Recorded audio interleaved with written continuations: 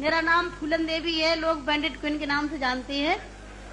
और हमें पता नहीं था कि इतना संघर्ष करने के बाद हम जिंदा रहेंगे और आज आप सबके बीच में भी पहुंचेंगे, इतना मान सम्मान भी हम पाएंगे, ये हमने कभी नहीं सोचा था।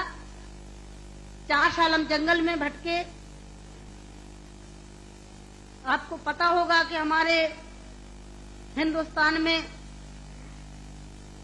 नहीं कहना चाहिए ऐसे मौके पर कहूंगी, बताऊंगी जो मेरे पे बीती है, कि हमारे सामंतशाही लोग, पैसे वाले लोग और खासकर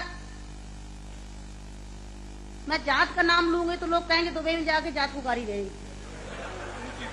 ऐसे ऊंची जाति के लोग जो जात पात को मानते हैं, हम जैसे गरीबों को, दलितों को, दबे कुचलों को, अल्पसंख्यकों को एकदम ये सोचते हैं जी कीड़े मकोड़े हैं, जी इंसान नहीं है।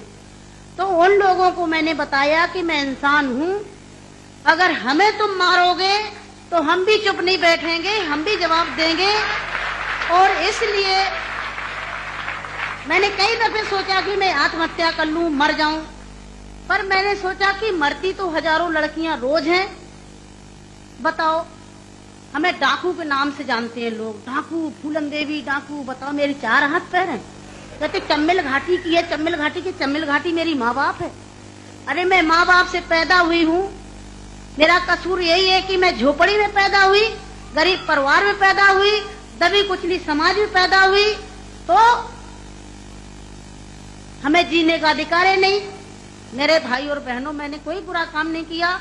मैं तो वहां भी मंच में बोलती हूँ, अब्बू भाई के साथ में तो कई सभाएं हुई हैं, बहुत बड़ी बड़ी सभाएं हुई हैं, कि मैंने कोई बुरा नहीं किया है। आपने सुना होगा, सुना था, आप तो वहीं के सब रहने वाले हैं, कुछ हमारे भाई हैं यहाँ के, है कि एक सीता के कारण इतने बड़े जो रावण का आज तक पुतला फूंकते हैं, उसका यही कसूर था कि खाली एक औरत को उठा ले गया तो आज तक पुतला फूंकते हैं। मैंने क्या बुरा किया? मेरे साथ भी ऐसे रावणों ने अत्याचार किया, मैंने उन रावणों को जवाब दिया। फूलन देवी वो डाकू है, डाकू है। अरे वो तो माननीय मुलायम सिंह जी की देन है, नहीं नाम लेना चाहिए, जो आज हम समाज के अंदर खड़े हैं। और नहीं तो इतनी बड़ी साजिश रची थी, हमने कोई बुरा काम नहीं किया। जिन्होंने हमें सताया, हमें समाज में रहने लायक नहीं रखा, तो गुस्सा में इंसान अच्छा काम नहीं करता, गुस्सा में गलत ही करता है। और जो कुछ भी हुआ अच्छा और बुरा सबक सिखाने के लिए कि हम जैसी बहन बेटियों के साथ अन्याय अत्याचार करोगे तो कोई भी महिला घर से बाहर निकल के और अपने अधिकारों की लड़ाई लड़ने के लिए मैदान में खड़ी हो जाएगी।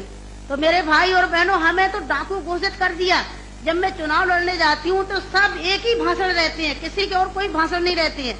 बताओ, मैं डाकू दिखाई देती हूँ? क्या होता है डाकू? है तुमने हमें सताया, हमें लूटा पीटा। डाकू तो वो बेईमान जो हम जैसी महिलाओं को लूटते पीटते हैं। तो मेरे भाई और बहनों, 4 साल में जंगल में भटकी, 11 साल में जेल में रही, और जेल में भी हमें पागलों के साथ रखा गया था। अच्छी जगह नहीं रखा गया, जहीं पागल महिला थी, पागल महिलाओं में रखा गया था। 11 साल तक हमें जेल में रखने के बाद कोर्ट में पेश नहीं करा गया। और जब जेल से छोड़े गए तो बहुत बड़ा हमारे हिंदुस्तान में तूफान आया कि इतनी बड़ी डाकू को छोड़ दिया गया, बहुत बड़ा अन्याय हुआ।